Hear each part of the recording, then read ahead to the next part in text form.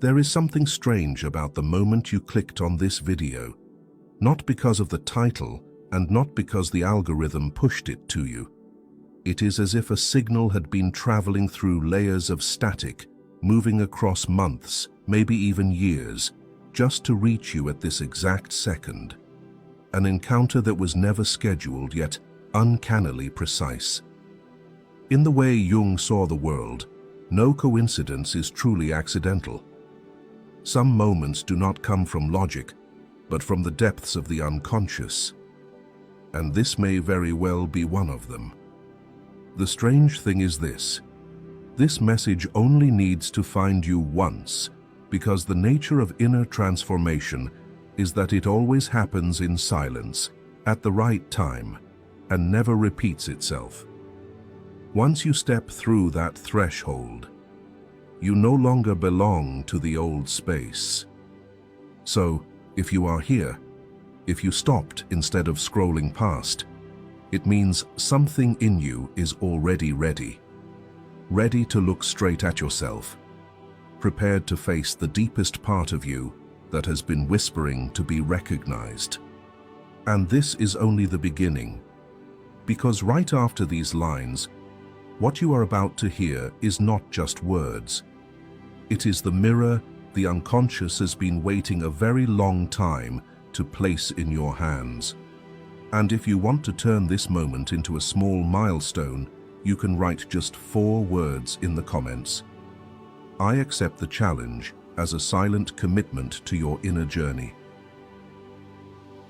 Number 1. Jung's mechanism of transformation. There is a truth Jung never stopped emphasizing, though most of us only vaguely understand it. Inner transformation does not happen because you want it to. It occurs when something inside you is touched in a quiet, irreversible way. There is no loud explosion, no glorious moment. Only a subtle shift, so delicate that if you are not paying attention, you will think nothing has happened. But from that moment on, you are no longer the person you were the day before. Jung called this the process of awakening the unconscious, where a piece of content that has long been hidden suddenly rises to the surface and confronts you as if it had been waiting far too long to be seen. It does not ask permission, does not consult you, and does not wait for you to be ready. It appears only when its natural time has come. And when it comes, you are forced to change the way you see the world. Sometimes, a transformation begins with things so small you would never guess. A sentence you overhear in a cafe, a stranger's gaze that leaves you inexplicably unsettled, a seemingly ordinary situation that makes you go silent for a few seconds. These moments are like the unconscious knocking on your door. When you open it, even if only a crack, you have no idea that an entirely new space is waiting on the other side. In Jungian psychology, we live like overlapping circles. One circle is the conscious ego, where you know who you are, what you think, and what you want. The other circles are the vast unconscious, holding darkness, wounds, repressed memories, instincts, intuition, archetypes, and even truths you have never dared to touch. When real transformation happens, it is when a deeper circle collides with the surface circle and shakes the entire structure you have been living in. You do not choose this. You only feel the impact. What is frightening is that this transformation does not take on a predictable form. It is not the kind of change modern people like to talk about, like starting a new habit or changing your mindset. Transformation in Jung's sense is a shift in inner structure. Not changing behavior first, but changing the essence that forces behavior to change accordingly. It is like turning a compass just a few degrees in the dark, and the next morning, you are surprised to find yourself walking in a direction you had never considered before. Think back to a recent moment. Maybe you were listening to someone talk about living true to yourself, a theme so familiar that you have heard it hundreds of times. But then, on some random day, you hear that same sentence, yet this time it hits you in a way that makes you freeze for a few seconds. You just feel your heart go still. And in that moment, what was familiar suddenly becomes real. It is not new information, it is activation. As if your unconscious had been waiting for that exact day, at that exact version of you, to flip the switch. Transformation happens like that. A very small click with an effect that stretches across years.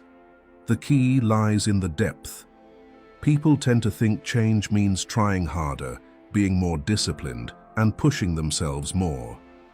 But Jung pointed out that every surface-level change will always fail if the deeper layer underneath does not move. You can try to live positively, but if deep down you still believe you are not worthy, every effort will only be a coat of paint over a cracked wall. You can promise to let someone go, but if your shadow still binds you with the fear of being alone, you will go back to them by sheer inertia.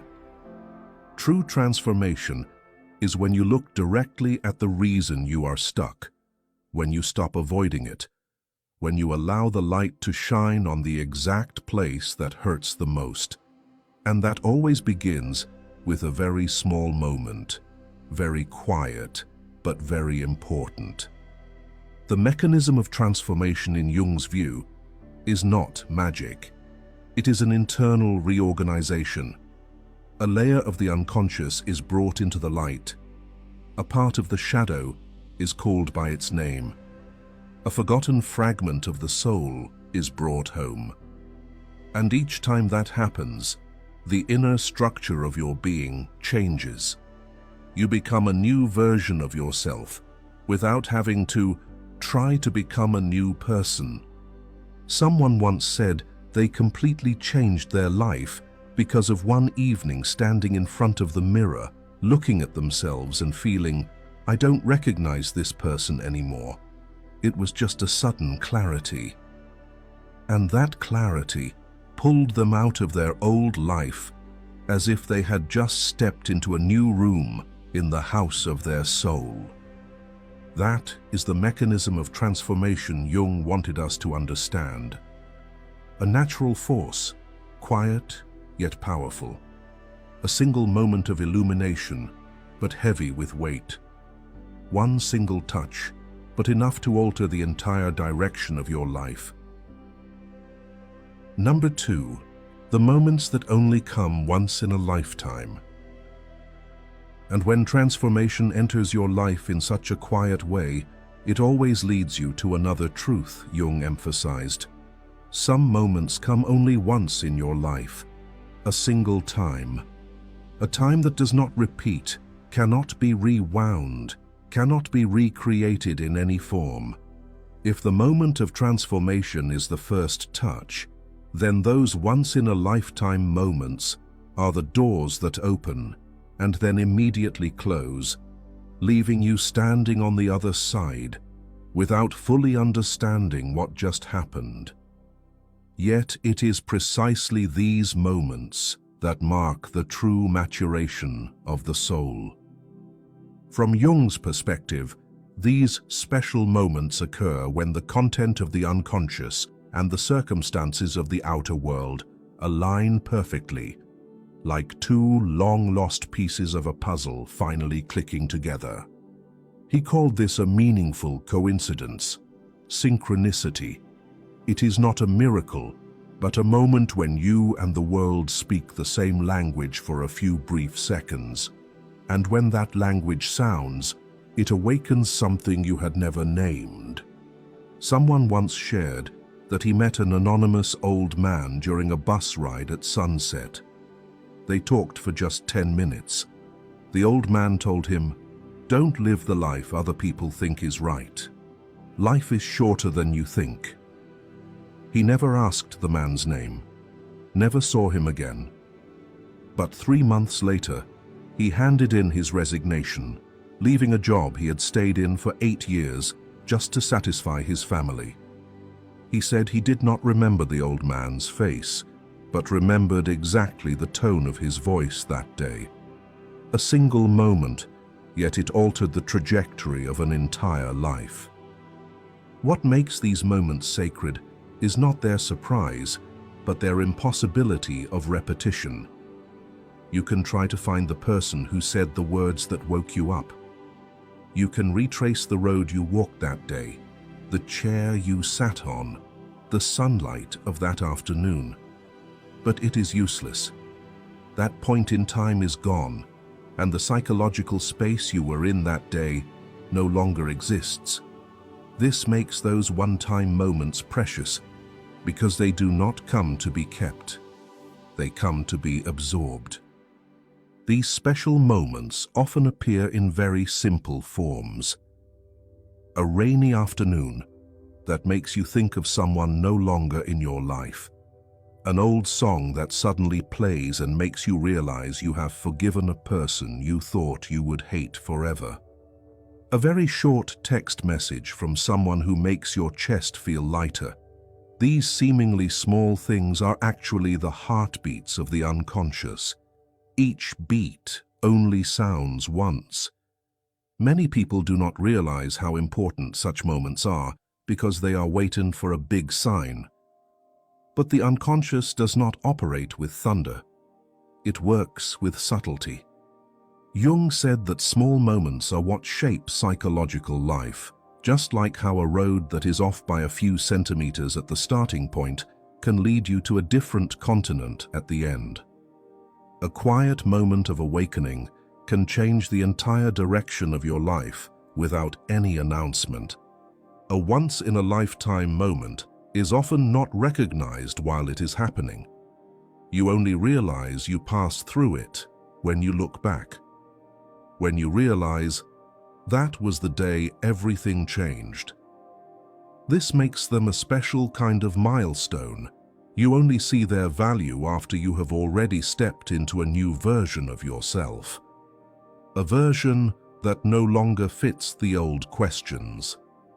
And so, these moments never return, not because they are lost, but because you are no longer the person who could receive them the way you did. Just as you cannot return to the moment you first learned to ride a bicycle. That moment finished its task and disappeared. But the change it brought lives on inside you. What makes these moments unique is the intersection between two currents, the outer life and your inner movement. When the two align, you have a once-in-a-lifetime moment. When they do not, no matter if someone says the same sentence, you watch the same video, or the circumstances look identical, nothing in you moves. And this is the truth Jung wanted us to understand. The moments that only come once are the language the unconscious uses to speak to you. They are signals sent at the exact time, at the right depth, to the precise layer you need to step through. Not earlier, not later. If they come too early, you will miss them. If they come too late, you will have closed yourself off. But when they arrive at the right moment, they open a path you cannot turn your back on anymore. Number 3. The human fear of things that only appear once. Moments that only come once in a lifetime don't just have the power to lead you into a new version of yourself, they also leave behind a particular kind of fear, the fear that you've lost something that will never return. Jung once said that much of human insecurity comes from our tendency to cling to what has already completed its course. When a perfect moment ends, instead of letting it dissolve into us as a lesson, we keep running after it as if something was still missing. And when we realize it cannot come back, fear rushes in like a cold wave. We are afraid of things that only appear once because we are used to repetition. The mind feels safer when everything has rhythm, structure, and predictability. A thing that happens only once shatters that entire sense of security. It is like walking down a familiar road and suddenly seeing a flash of light appear and disappear into the forest. You know you saw it. You feel its meaning, but you cannot call it back to make sure it really existed. The unconscious sends a signal once, then falls quiet. And it is precisely that silence that confuses the ego. Jung saw this as the ego's reaction when confronted with material that is too deep. The ego always wants control, wants proof, wants one more time to be certain it was not mistaken. But the unconscious operates oppositely. Once a message has been sent and received, it no longer needs to repeat itself. The fact that it appears only once is the sign of its completeness. Yet the ego interprets completeness as loss. We fear what comes only once because it forces us to grow up instantly. There is no preparation time, no promises, no transition phase. Like meeting a person who suddenly makes you see the truth about yourself. You don't want them to disappear. Not because they are so important in themselves, but because they are the mirror reflecting what you never dared to face. When the mirror is gone, you fear you won't have the courage to hold on to that truth. In psychology, there is a concept called the emotional anchoring effect. Humans tend to attach themselves to strong emotional sources, especially uplifting or awakening experiences. When a moment opens up a new layer of awareness, it creates an inner shock. And naturally, we want to freeze it, to go back and make sure it was not just a passing feeling. But here lies the paradox. The stronger the moment, the less it repeats, because its very impact turns you into a different person. A once-in-a-lifetime moment only fits the version of you that existed then. Once that version fades, the moment no longer fits. It is like trying to return to a sunset so beautiful it left you breathless. You go back to the same place the next day or a week later. The sun still sets, the sky still changes color. But the feeling is gone. Not because the sunset is any less beautiful, but because you are no longer the person who saw it that first time. If right now, a once-in-a-lifetime moment has just resurfaced in you, one that you've never really named, let it breathe a little in the comments below. You don't need to tell the whole story. Just a single line is enough for you to acknowledge to yourself, you are ready to move on. Many people fall into the loop of trying to recreate once-in-a-lifetime moments because they believe repetition will strengthen the feeling. But in truth, the very fact that it does not repeat is the proof that it has finished its task. If it shows up again, it means you have not fully understood, not integrated, not truly changed. Repetition in the spiritual realm is often a sign of being stuck, not of evolution. Notice the relationships you tried to return to, only to realize the feeling was no longer the same. Not because the other person changed, but because you had moved to a different level. Or a book that once brought you to tears, but now, when you read it again, you feel nothing. Not because it has become less good, but because you have already walked past the lesson it carried. And Jung always reminded you that fear is completely natural. It is simply the echo of the part of you that has not yet caught up with your new level of growth. What you think is gone is in fact being transferred inward, becoming a part of you. So when you feel unsettled in front of something that only appears once, remember, it has not abandoned you. It came to give you exactly what it was meant to give, then left so you would have space to grow. What is truly frightening is not that the moment disappears, but that you refuse to move forward after it has already opened the way for you. Number 4. The conditions for a message to find you. And it is precisely this fear of things that only appear once that leads us to a more important question. If transformative moments cannot be repeated, what determines when they arrive? Why is it that sometimes a message pierces straight into your heart like an arrow, yet at other times, even if you hear the same thing, it passes by like a gust of wind? Why are there days when a single sentence is enough to change the direction of your life, and other days when 100 pieces of advice cannot move you at all? This is where Jung offers an answer that is both simple and profound. A message does not find you based on willpower, but based on how open your consciousness is at that exact moment. According to Jung, human consciousness is never static. It contracts and expands in invisible cycles, like the breathing of the soul. When consciousness contracts, you live within the fortress of the ego, where everything is understood in familiar ways. But when consciousness opens, signals from the unconscious begin to filter through.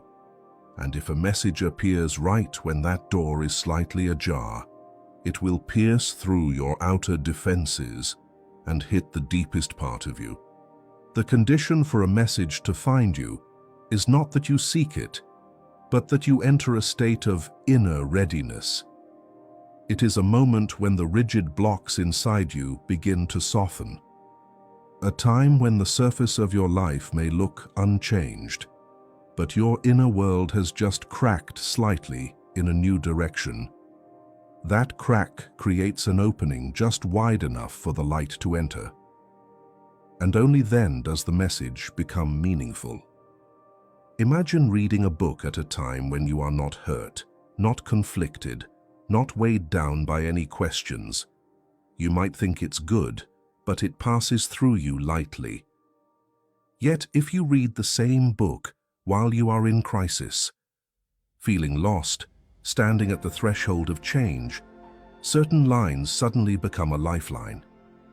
The words themselves haven't changed. You have.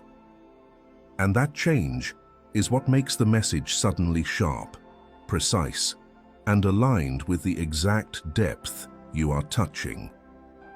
This phenomenon is called selective perception. The brain does not take in everything, only what matches the internal state at that moment. Like when you are thinking of buying a white car, and suddenly you see white cars everywhere. The world has not changed. Your filter has. For Jung, the conditions for a message to find you work similarly, but at a deeper level. It is not that you simply want to listen, it is that your unconscious wants to speak. When a layer of content in the unconscious is about to rise, the external world will provide a signal to trigger it. That may be someone's words, a song, a line you scroll past, or this very video you're watching. It does not appear by chance. It appears because your inner state has reached the point of convergence. The condition for a message to find you is like two frequencies syncing. A message can circle your life for years, but you only really hear it when you are broadcasting on the same frequency it is on. And when the two match, the volume does not need to be high.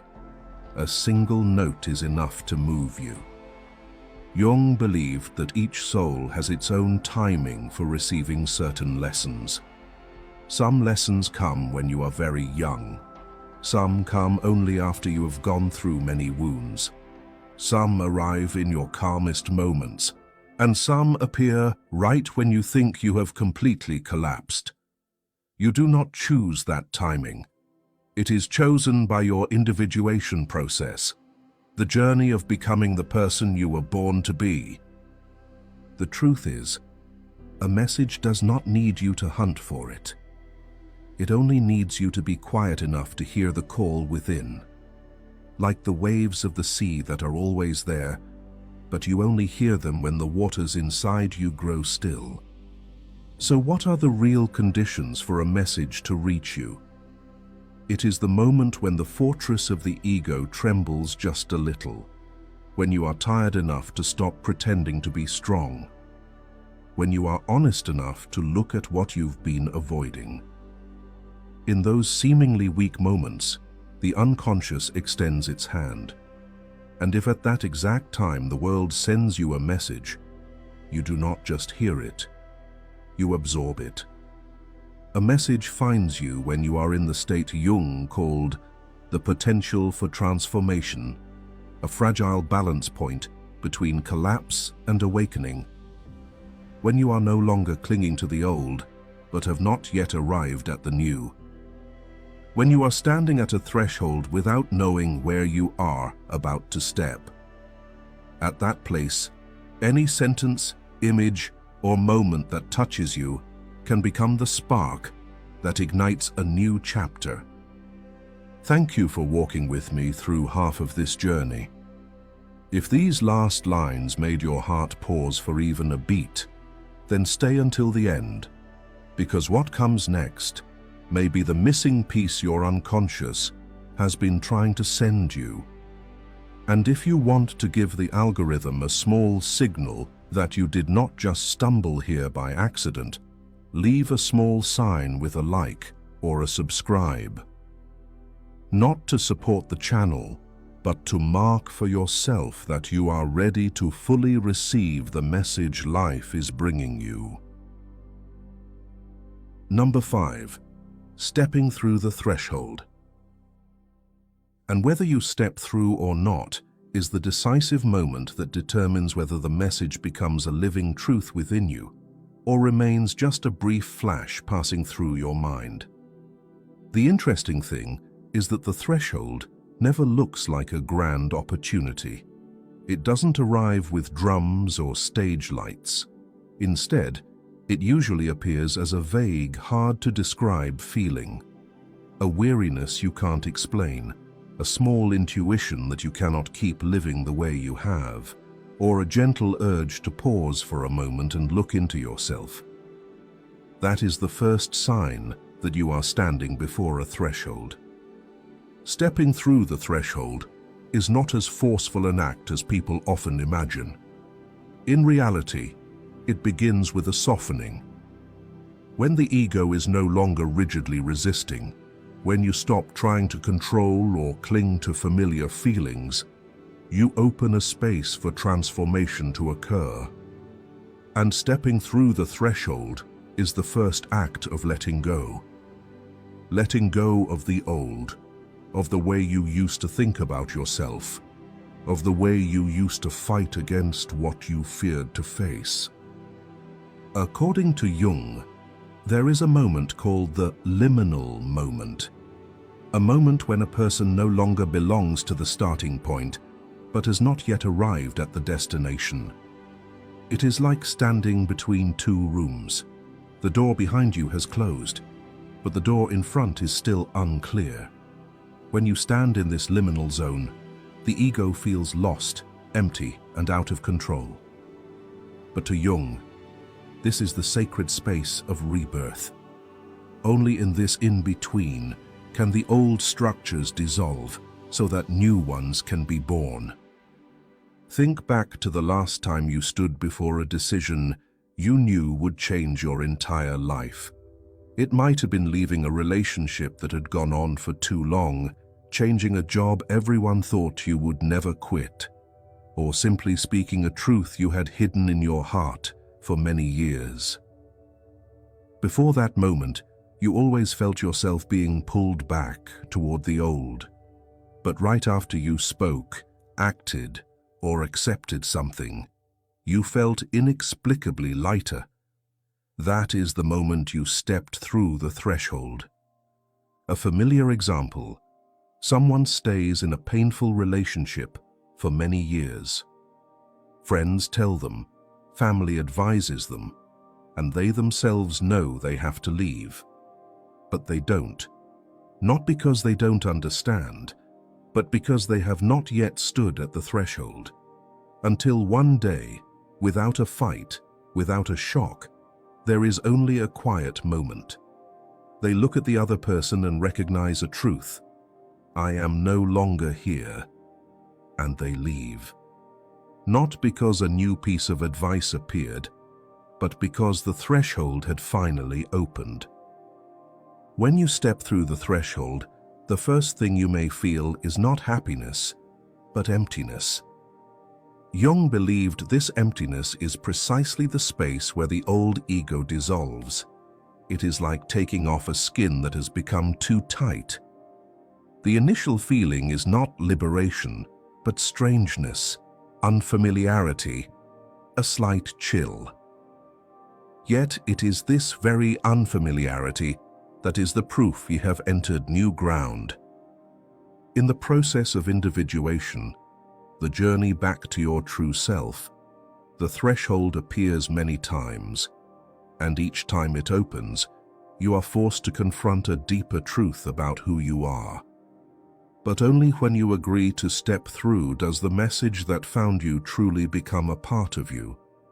If you stop at the threshold, the message remains just knowledge. If you step through, it becomes life. And then something strange happens. The moment you enter this new world, the old world loses the power it once held over you. Fear no longer controls you. Attachment no longer binds you. The old questions no longer haunt you.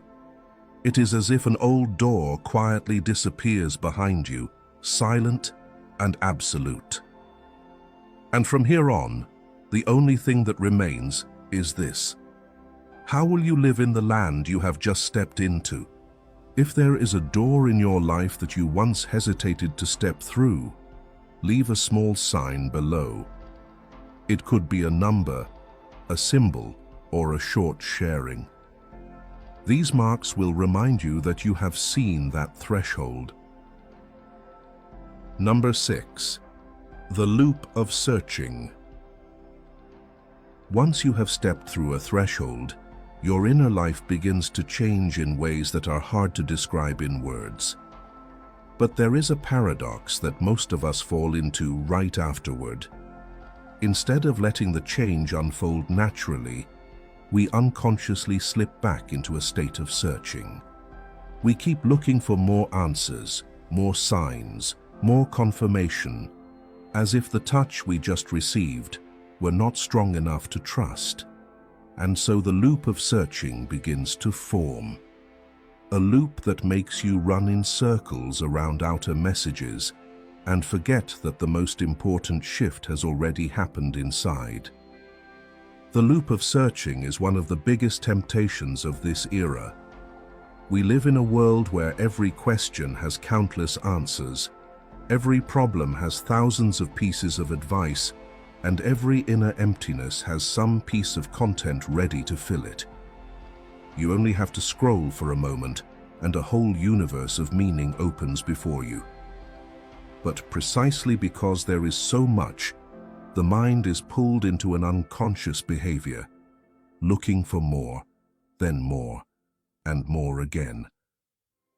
Jung said that the ego tends to accumulate knowledge to avoid facing the inner truth. It prefers knowing to becoming. It prefers accumulation to transformation. And so, the loop of searching is not about you lacking information, but about you trying to use information to avoid the silence required for true transformation. Think back to the days you felt lost. You watched this video, read that article, and listened to another podcast. At first you felt relieved, as if someone was speaking on behalf of the part of you that couldn't find the words. But that relief didn't last. You started to need more information, more content, more reassurance to hold yourself together. And this endless searching creates a sad truth. You no longer listen to understand. You listen to soothe yourself. Like drinking seawater when you're thirsty. The more you drink, the thirstier you become. Jung saw this loop long ago. He believed that modern people tend to chase outer light to avoid looking at their inner darkness. Because looking into the darkness is always harder than hearing another comforting piece of advice. Touching the real wound is always more painful than reading another healing page. And facing yourself is always harder than pressing play on the next video. The loop of searching operates like a maze. The more you run, the more you believe you are nearing the exit. But in reality, you are only going deeper into a mental panic. Jung, however, affirmed that inner growth only happens when you are willing to stop. Because the unconscious cannot speak to a mind that is running. It only begins to speak when you are quiet enough to listen. Jung said, "There is no coming to consciousness without pain." The loop of searching ends not when you know enough, but when you dare to live according to what you already know. When you stop collecting and start practicing. When you stop listening outward and begin listening inward. When you stop looking for signs outside and start reading the signs within. And something is interesting. The loop of searching becomes strongest right after you receive the most important message. Why? Because that message forces you to change, and the ego fears change more than it fears ignorance. It will pull you back by making you think you are not ready yet, don't fully understand, still need more. That is how the ego delays transformation. It doesn't stop you from learning. It simply makes you learn so much that you never act. But there is one point on which Jung and many other depth psychologists agree. Once the true message has really touched you, the loop of searching begins to lose energy. External accumulation no longer satisfies you. You feel tired at the thought of having to listen to more. You feel as if every piece of advice is starting to sound the same. That is not a sign of boredom. It is a sign of completion.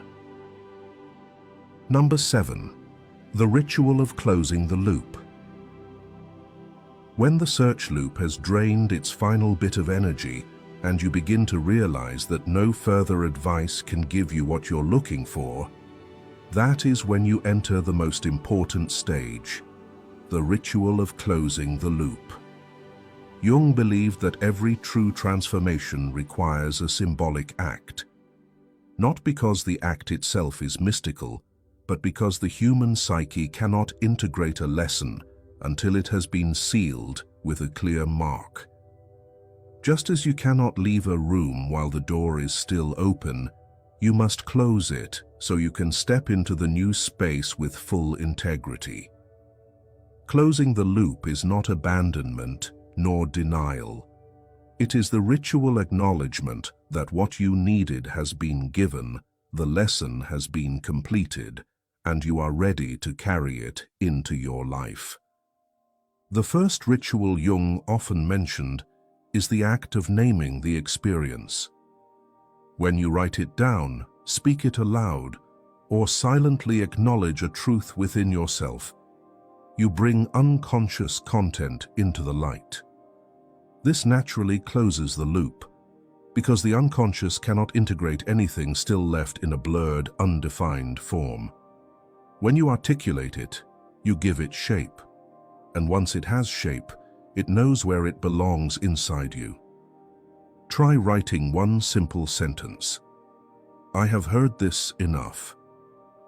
You may feel an unexpected lightness, not because the sentence is powerful, but because you just signaled to your mind that the search process is complete. The next ritual is empowering your intuition. A loop only continues when you don't trust what you already know, when you believe others understand you better than you understand yourself, when you believe the answer lies outside rather than within. But when you return to listening to your intuition, you reclaim the inner authority that the loop once stole from you. Jung called this the act of returning to the center. To practice this, all you need is 2 minutes of stillness. Place your hand over your chest or your belly and ask yourself, right now, what do I truly know?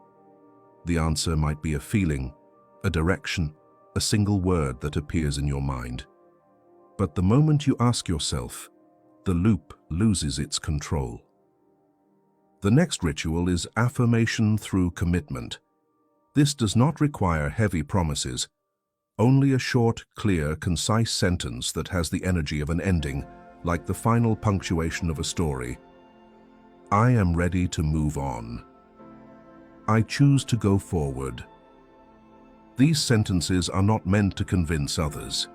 They serve as psychological markers that help the unconscious understand that a chapter has been closed. This is more important than you might imagine, because the unconscious operates through symbols, images, and language. A single sentence can be the key that opens the final door of transformation. The last ritual, and the deepest, is embracing silence. After the loop is closed, the first thing you will notice is an inner space that feels empty. No more fear urging you forward, no more impulse to search, no more noise from unanswered questions. But in truth, silence is the sign that the loop is completely closed.